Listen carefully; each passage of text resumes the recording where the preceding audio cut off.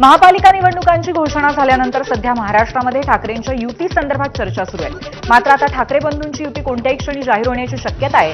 दोन्ही ठाकरे बंधू भव्य मेळावा घेऊन शक्ती प्रदर्शन करत युतीची घोषणा करणार असल्याचं जाहीर करण्यात आलंय। याची अधिकृत तारीख अजून ठरली नाहीये। 22 तारखेच्या आत युती जाहीर करणार असल्याची माहिती आहे। युतीची घोषणा करताना उमेदवारांची यादी वचननामाही एकत्रित जाहीर होण्याची शक्यता आहे। जागा वाटपाची चर्चा ही जवळपास अंतिम टप्प्यात आहे। 3 ते 4 दिवसात जागा वाटपाची चर्चा पूर्ण करून ठाकरे बंधू युती जाहीर करण्याच्या तयारीत असल्याची माहिती समोर येते। मनसे आणि शिवसेना यांच्यातली जागा वाटपाची चर्चा अंतिम टप्प्यात आहे। आज मुंबईचा विषय जवळपास संपेल असं खासदार संजय राऊत यांनी म्हटलंय। त्यामुळे लवकरच दोन्ही नेते युती जाहीर करतील अशी अपेक्षा आहे असंही राऊतांनी म्हटलंय। मनसेचे नेते आणि शिवसेनेचे नेते मंडळ हे अंतिम हात फिरवण्यासाठी बसले आणि आज हा विषय संपायला हवा मुंबईचा, अशी आमची अपेक्षा आहे।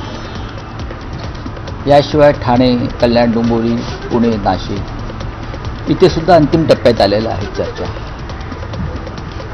आणि येत्या 1-2 दिवसामध्ये मला असं वाटतं की सगळं झाल्यावरती मग उद्धवजी आणि राजसाहेब बसतील आणि त्यानंतर तुम्हाला ज्या घोषणेची उत्सुकता लागून राहिलेली आहे ती घोषणा होईल।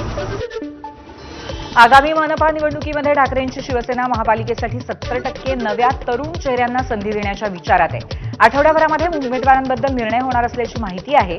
पक्षफुटीनंतर अनेक नगरसेवक शिंदेंना जाऊन मिळाले, तसंच अनेक भागामध्ये आरक्षण सोडतीचा फटकाही माजी नगरसेवकांना बसलाय। त्यामुळे आता नव्या चेहऱ्यांना संधी मिळण्याची शक्यता आहे। ठाकरेंच्या शिवसेनेचे बहुतांश उमेदवार 30 ते 45 वयोगटातील असतील अशी माहिती समजते आहे। नव्या चेहऱ्यांना संधी देण्याबद्दल काँग्रेसच्या शिवसेनेतले युवा नेते आग्रही असल्याचीही माहिती आहे। दरम्यान युवा सेनेतले पदाधिकारी महापालिकेच्या रिंगणात उतरतील अशी शक्यता आहे। भाजप आणि शिवसेनेमध्ये मुंबईतल्या काही जागा वाटपावरनं पेच निर्माण होण्याची शक्यता आहे। लालबाग, परळ, दादर, माहीम, भायखळा आणि कुलाब्यामध्ये दोन्ही पक्षांनी दावा केलाय। तसंच ज्या जागा ठाकरेंच्या सेनेकडे आहेत त्या जागांवर सुद्धा शिंदे सेनेनं दावा केल्याचं समजतंय। तर भाजप सुद्धा त्यातल्या काही जागांवरती आग्रही आहे असंही कळतंय। त्यामुळे भाजप आणि शिंदे सेनेची उद्या एक महत्त्वपूर्ण बैठक होणार असून त्या बैठकीमध्ये हा पेच सोडवण्यात येईल अशी माहिती आहे। मुंबईमध्ये शिवधनुष्यावरती निवडून आलेल्या जागांवरती शिवसेना आग्रही असल्याची माहिती आहे। तर 2017ला निवडून आलेले आणि सध्या ठाकरेंकडे असलेल्या माजी नगरसेवकांच्या जागांवरही शिंदे सेनेनं डावा ठोकल्याचं बोललं जात आहे। शिवसेनेने भाजपकडे 125 जागांची मागणी केलेली आहे। तसंच जागा वाटप सन्मानाने व्हावं अशी मागणीही शिंदे सेनेच्या पदाधिकाऱ्यांनी बैठकीत केली। अजित पवारांची राष्ट्रवादी सुद्धा मुंबईमध्ये स्वबळावरती लढण्याची शक्यता आहे। मुंबईमध्ये फक्त भाजप आणि शिवसेनेतच जागा वाटपावरती चर्चा होतीये। तर मुंबईमध्ये 227 जागांवरती लढण्याची आमची तयारी असल्याचं आमदार आणि नवाब मलिकांच्या कन्या सना मलिक यांनी म्हटलंय। तर याच पार्श्वभूमीवर आज सना मलिक अजित पवारांची भेटही घेणार आहेत।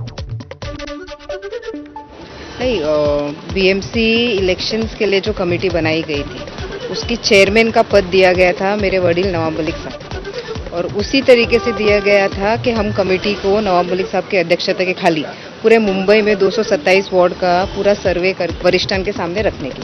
तो वो काम हमने पूरी तरीके से किया है। बीएमसी के चुनाव का ऐलान हो गया है। कल अजित दादा पवार के साथ हमारी बैठक होगी, उसमें जो निर्णय होगा हमें मान्य।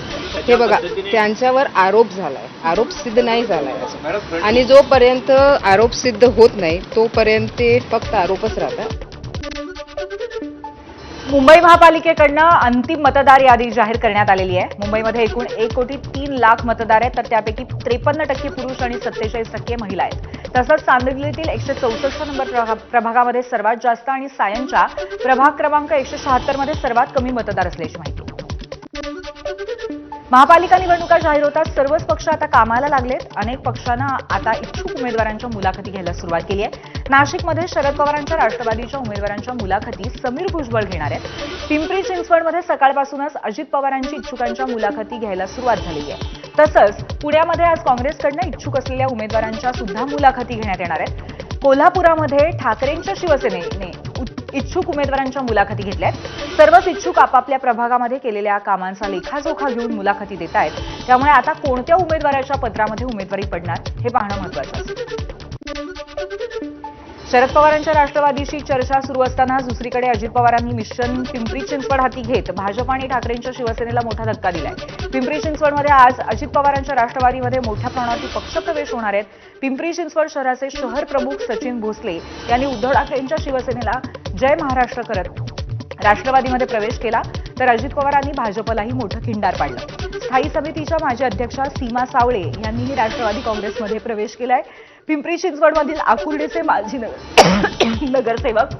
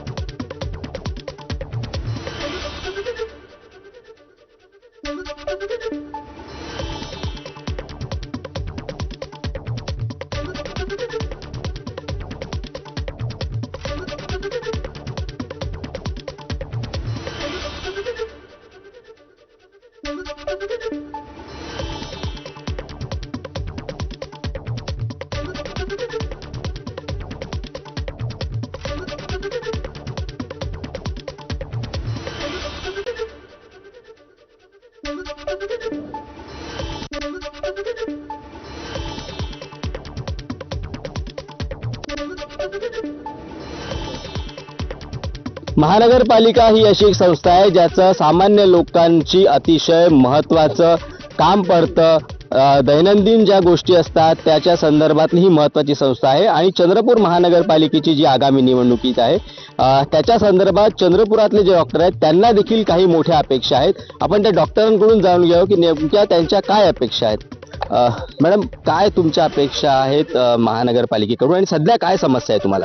तसं म्हटलं तर महानगरपालिकेचा आरोग्य विभाग हा अतिशय चांगल्या रीतीने कार्य करत आहे आणि आमच्या IMAच्या सर्व डॉक्टरांशी आणि नर्सिंग होम ओनर्सशी सहकार्य ठेवून आहे.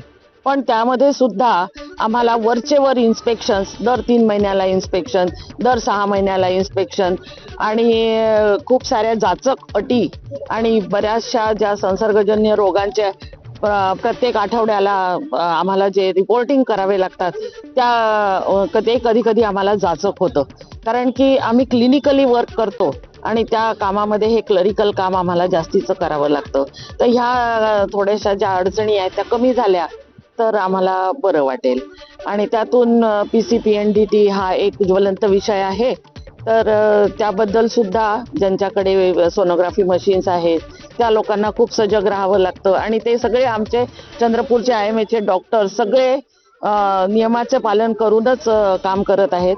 तर अशा प्रकारचं सहकार्य आम्हाला महानगरपालिकेकडून अपेक्षित आहे. काय वाटतं सर, एक पब्लिक हायजीन हा जो विषय असतो त्या संदर्भात महानगरपालिकेची सध्याची काय स्थिती आहे आणि तुमच्या काय अपेक्षा आहे? सध्या महाराष्ट्रामध्ये सर्व महानगरपालिकेसह चंद्रपूर शहर महानगरपालिकेची निवडणूक होऊ घातली आहे आणि चंद्रपूरमध्ये या ठिकाणी इंडियन मेडिकल असोसिएशन आणि डॉक्टरांची संघटना नेहमी सक्रिय असते.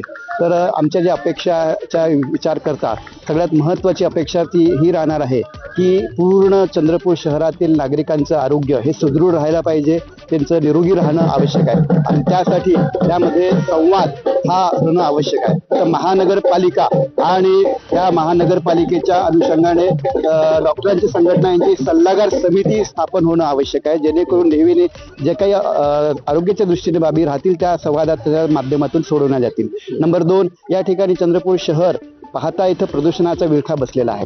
या प्रदूषणाच्या विळख्यापासून आपल्याला दूर राहायचं असेल तर एक महत्त्वाचा विषय ट्रॅफिकचा पण आहे. तर ट्रॅफिकपासून देखील आपल्याला व्यवस्थितपणे त्याचं चर्चा करून त्याचं नियोजन करणं फार महत्त्वाचं आहे आणि त्यानुसार ते आपल्या संपूर्णपणे चंद्रपुरातील प्रदूषण कमी होईल. सध्या चंद्रपूरच्या डॉक्टरांना सर्वात मुख्य समस्या जी महानगरपालिकेकडून आहे ती कोणती आहे आणि त्याच्यावर काय उपाययोजना केल्या जाव्यात? सध्याच्या याच्यात आपला जो hospital is to patient ratio आहे, bed is to patient ratio, तो सध्या कमी आहे. आपण जिथे कार्यरत आहोत, मी शासकीय वैद्यकीय महाविद्यालयामध्ये सहाय्यक प्राध्यापक म्हणून काम करत असते. आता आम्ही हे बघतो की इतकं पेशंट लोड आहे आपल्या चंद्रपूर जिल्ह्यामध्ये, पण त्या हिशोबाने आपली बेड कॅपॅसिटी खूप कमी आहे. त्याच्यामुळे आपल्याकडे इन्स्टिट्यूट आहे, आपल्याकडे पूर्ण इन्फ्रास्ट्रक्चर आहे. मी चंद्रपूर महानगरपालिकेला फक्त रिक्वेस्ट करू शकते की त्यांनी लवकरात लवकर ही प्रोसिडिंग्स वाढवावी, जेणेकरून आपलं जे मेडिकल कॉलेज तयार झालेलं आहे बलाशा रोडवरती, तिथे लवकरात लवकर शिफ्ट व्हावं लागेल. त्याच्याने पेशंटची जी केअर आहे, इन्फ्रास्ट्रक्चर तर वाढेलच आणि पेशंटची जी केअर आहे ती पण खूप चांगल्या आणि उत्तम याच्याने करता येईल, कारण की डॉक्टर्स वाढलेले आहेत, फक्त पेशंटला बेड मिळत नाही आहे. खरं तर महानगरपालिकेच्या इलेक्शनमध्ये जे नगरसेवक पदासाठी उभे आहेत त्यांनी डॉक्टरांच्या अनेक समस्यांकडे लक्ष देण्याची गरज आहे. आज हॉस्पिटल्सच्या परमिशन्सच्या अनेक समस्या आहेत. त्याच्यानंतर पार्किंग आहे, ट्रॅफिकच्या याच्यामुळे महानगरपालिकेने लक्ष देण्याची गरज आहे. स्वतःचे पार्किंग झोन्स तयार करणं आवश्यक आहे. जी कागदी कारवाई आहे महानगरपालिकेकडून डॉक्टरांना पूर्ण करावी लागते, त्यामध्ये कुठे काही प्रमाणात शिथिलता यावी ही एक प्रमुख अपेक्षा डॉक्टरांनी व्यक्त केली आहे. सारंग पांडे, एबीपी माझा, चंद्रपूर. यानंतर पाहूयात निवडणुकीचा धुरळा. शरद पवारांच्या राष्ट्रवादीशी चर्चा सुरू असतानाच दुसरीकडे अजित पवारांनी मिशन पिंपरी चिंचवड हाती घेत भाजप आणि ठाकरेंच्या शिवसेनेला मोठा धक्का दिलाय. पिंपरी चिंचवडमध्ये आता अजित पवारांच्या राष्ट्रवादीत मोठ्या प्रमाणात पक्ष प्रवेश होणार आहे. पिंपरी चिंचवड शहराचे शहर प्रमुख सचिन भोसले यांनी उद्धव ठाकरेंच्या शिवसेनेला जय महाराष्ट्र करत राष्ट्रवादीत प्रवेश केला, तर अजित पवारांनी भाजपलाही मोठं खिंडार पाडलं. स्थायी समितीच्या माजी अध्यक्षा सीमा सावळे यांनीही राष्ट्रवादी काँग्रेसमध्ये प्रवेश केला. पिंपरी चिंचवडमधील आकुर्डीचे माजी नगरसेवक प्रमोद कुटे यांनीही राष्ट्रवादीत प्रवेश केला, तर पिंपरी चिंचवड विधानसभा प्रमुख सागर कुंडेंनीही हाती राष्ट्रवादीचं घड्याळ बांधलंय. पिंपरी चिंचवडमध्ये भाजपच्या 3 आणि शिंदेच्या शिवसेनेच्या 1 माजी नगरसेवकांचे पक्षप्रवेश करून घेत अजित पवारांनी महायुतीच्या घटक पक्षांना पहिला धक्का दिला, तर भाजप आणि शिंदेच्या शिवसेनेतील आणखी 7 ते 8 इच्छुकांच्या हाती अजित पवार घड्याळ बांधणार आहेत असा दावा शहराध्यक्ष योगेश बहल यांनी केलेला आहे. महायुतीतील घटक पक्षांनी अंतर्गत फोडाफोडी करायची नाही असं ठरलं असताना पिंपरीमध्ये फोडाफोडीचे राजकारण सुरू झाले. त्यामुळे कटुता निर्माण होणार नाही असं म्हटलं तरी गोडवा टिकून राहील का असा प्रश्न आहेच. पहिली गोष्ट तर आम्ही फोडाफोडीचं राजकारण करत नाहीये आणि ते स्वतःहून आलेले आहेत, त्यामुळे आम्ही काही फोडाफोडी केलेली नाहीये. तर आता भारतीय जनता पार्टीचे जे आज 3 प्रवेश झालेले आहेत त्यांची स्वतःचीच मानसिकता आणि इच्छा नाहीये तिथं काम करण्याची, किंवा त्यांना इनसिक्युअर वाटते तिथं की त्यांना मागच्या 5 वर्षामध्ये चांगली ट्रीटमेंट तिथं मिळाली नाही. त्यामुळे त्यांना अजितदादांचा स्वभाव, अजितदादांची वागण्याची पद्धत आणि आम्ही राष्ट्रवादीमध्ये इतकी वर्ष इथं काम करतोय त्यामुळे आम्ही सर्वांनाच न्याय सारखा देतो, त्यामुळे त्यांना तिथं असुरक्षित वाटतं म्हणून त्यांनी स्वतःहून प्रवेश केला. आम्ही त्यांच्या मागे लागलो नाही. मुख्यमंत्री फडणवीसांनी आगामी निवडणुकीमध्ये मैत्रीपूर्ण लढत होईल असं म्हटलं असलं तरी पिंपरी चिंचवडमध्ये भाजप राष्ट्रवादी विरोधामध्ये एल्गार पुकारतंय. यामुळे महायुतीमध्ये कटुता निर्माण होणार हे आता उघड आहे. भाजपच्या 3 माजी नगरसेवकांनी अजित पवारांच्या राष्ट्रवादीमध्ये प्रवेश केलाय आणि आणखी 7 जण राष्ट्रवादीमध्ये प्रवेश करणार असल्याची माहिती आहे. त्यामुळे आता देवाभाऊ हे बघून घेतील असं आमदार उमा खापरेंनी म्हटलंय, तर राष्ट्रवादीचे काही इच्छुक आमच्या संपर्कात असल्याचा दावा शहराध्यक्ष शत्रुघ्न काटेंनी केलाय. खरं तर निवडणूक ही निवडणूक असते, याच्यामध्ये मैत्रीपूर्ण विषय नसतो. आमच्याही बऱ्याच ठिकाणी ज्याच्या प्रभागामध्ये ताकद चांगली आहे असे सगळेच उमेदवार, इच्छुक उमेदवार आमच्याकडे आहेत. फक्त राष्ट्रवादी म्हणून नका करू, सर्वच पक्षीय ज्याची कॅपेबिलिटी आहे असे बरेच जण आमच्याकडे यायला तयार आहेत. पुण्यामध्ये आम आदमी पार्टी सुद्धा निवडणूक लढवणार आहे. आम आदमी पार्टीकडनं पुणे महानगरपालिकेच्या निवडणुकीसाठी तयारी करण्यात येते. आम आदमी पार्टी पुणे महानगरपालिकेच्या सर्व जागा लढवणार असल्याची माहिती आहे, तर आपकडनं 25 उमेदवारांची पहिली यादी सुद्धा जाहीर करण्यात आली आहे. मंगळवेढा नगरपालिकेसाठी 20 डिसेंबरला मतदान होते आणि प्रचाराच्या अंतिम टप्प्यामध्ये भाजप आणि राष्ट्रवादी अजित पवार गट यांनी विकासाच्या मुद्द्यावरती जोरदार प्रचार सुरू केलाय. भाजपकडनं नगराध्यक्षपदासाठी सुप्रिया अजित जगताप या निवडणूक लढतायत आणि त्यांच्या विरोधात तीर्थक्षेत्र विकास आघाडीकडून सुनंदा बबनराव अवताडे या रिंगणात आहेत. मंगळवेढ्याचे भाजप आमदार समाधान अवताडे यांच्या त्या सुलती असून आमदार अवताडेंसाठी ही निवडणूक प्रतिष्ठेची बनली आहे. काँग्रेसच्या आमदार प्रज्ञा सातव यांचा उद्या भाजपमध्ये प्रवेश होणार आहे. आज संध्याकाळी प्रज्ञा सातव विधान परिषद सदस्य पदाचा राजीनामा देणार आहेत आणि उद्या कार्यकर्त्यांच्या समवेत भाजपमध्ये प्रवेश करणार आहेत. त्यामुळे निवडणुकीच्या नोंदावरती काँग्रेसला हा मोठा धक्का मानला जातोय. नागपूर महानगरपालिकेतील 151 जागांसाठी निवडणूक होतीये. या निवडणुकीमध्ये भाजपने 120+चा नारा दिलाय. या 151 जागांसाठी 1650 इच्छुकांनी अर्ज घेतलेत. मात्र गुणवत्तेच्या आधारावरती उमेदवारांची निवड केली जाणार अशी माहिती निवडणूक प्रभारी संजय भेंडे यांनी दिलेली आहे. काल रात्री 350 इच्छुकांच्या मुलाखती झाल्या आहेत. आता उत्तर नागपूर विधानसभा क्षेत्रातील प्रभागातील मुलाखती होणार आहेत. त्यांनी केलेल्या कामाचा एकंदर आधार लक्षात घेतला जातो. किती वर्षापासून तो काम करतो, जो तो माजी नगरसेवक असेल त्याची एकंदर त्या ठिकाणची स्थिती कशी आहे, एखादा नवीन कार्यकर्ता असेल तर तो निवडून येण्याकरता योग्य आहे का, त्याची एकंदर सामाजिक स्थिती कशी आहे, तिथली इलेक्टिव्ह मेरिट्स याच्यामध्ये किती आहे, या सगळ्या गोष्टींचा विचार केलाच जातो. 23 तारीख फॉर्म भरण्याचा पहिला दिवस आहे. त्याच्यामुळे 21 आणि 22 या 2 दिवसामध्ये अंतिम यादी प्रकाशित होईल. अंतिम यादी ही प्रदेशाकडे जाईल. प्रदेश अध्यक्षाचं शिक्कामोर्तब झाल्यानंतर ही यादी प्रकाशित केली जाईल. नागपूर महापालिका निवडणुकीमध्ये तृतीयपंथीयाने भाजपकडनं उमेदवारीची मागणी केली आहे. किन्नर विकास महामंडळाच्या सदस्या, किन्नर बहुउद्देशीय सामाजिक संस्थेच्या अध्यक्ष तसंच आंतरराष्ट्रीय किन्नर आखाड्याच्या सदस्या राणी ढवळे यांनी भाजपकडे उमेदवारीची मागणी केली आहे. राणी ढवळेंनी मुलाखत सुद्धा दिलेली आहे. त्यांनी भाजप आमदार कृष्णा खोपडे यांच्या मतदारसंघातील पूर्व नागपूर इथल्या प्रभाग क्रमांक 23 मधनं निवडणूक लढवण्याची इच्छा व्यक्त केली आहे.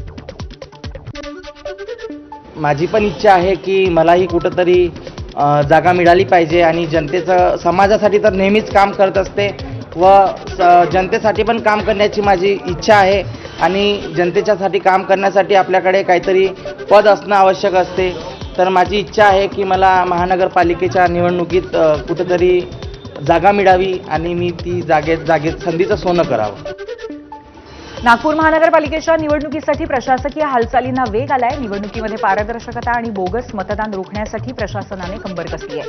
नागपूर शहरामध्ये तब्बल 95,000 दुबार मतदार आढळून आले. यावरती तोडगा काढण्यासाठी आयोगाकडनं एक स्वतंत्र यादी मनपाला प्राप्त झाली आहे. त्यानंतर नागपूर पालिकेने विशेष वॉर रूमच्या माध्यमातून त्या यादीतील प्रत्येक एंट्रीची सखोल छाननी सुरू केली आहे. नागपूर शहरामध्ये 95,292 दुपार मतदार आहेत. यापैकी 36,000 मतदारांची पडताळणी झाली आहे आणि उर्वरित 59,000 मतदार हे मतदान केंद्रावरती आल्यास त्यांचे मतदान केंद्रावरतीच हमीपत्र भरून घेतलं जाईल की ते इतरत्र दुसरीकडे मतदान करणार नाहीत, असं नागपूर पालिका आयुक्त अभिजित चौधरी यांनी स्पष्ट केलं. शिंदेच्या सेनेचे उमेदवार भाजपच्या कमळ चिन्हावरती निवडणूक लढवण्याची शक्यता आहे. चंद्रपूर महानगरपालिकेसाठी भाजप आणि शिंदे सेनेत चर्चा सुरू आहे. शिवसेनेचे विदर्भ संपर्क प्रमुख किरण पांडव यांनी जोडगेवारांना भेटून युतीबाबत चर्चा केली आहे. यावेळी चर्चेदरम्यान भाजपने शिंदेच्या सेनेकडनं संभाव्य उमेदवारांची यादी मागवली आहे. तर यादीतील नावं उमेदवार म्हणून घोषित करताना शिवसेनेच्या उमेदवारांना भाजपच्या चिन्हावर देखील निवडणूक लढवावी लागू शकते, असे संकेत जोडगेवार यांनी दिले. रवींद्रजी चव्हाण साहेब यांनी एक लेखी पत्र जिल्हाध्यक्षांना दिलं की विदर्भ संघटक आहे किरण पांडव शिवसेनेच्या वतीने युतीची बोलण्याकरता येतील, त्यांच्यासोबत आपण प्राथमिक चर्चा करावी, अशा प्रकारची त्यांची भूमिका आहे. त्या भूमिकेला अनुसरून पक्षाच्या आम्ही या ठिकाणी त्यांच्यासोबत चर्चा केली. यानंतर एक छोटासा ब्रेक घेणार आहोत. पाहत रहा एबीपी माझा.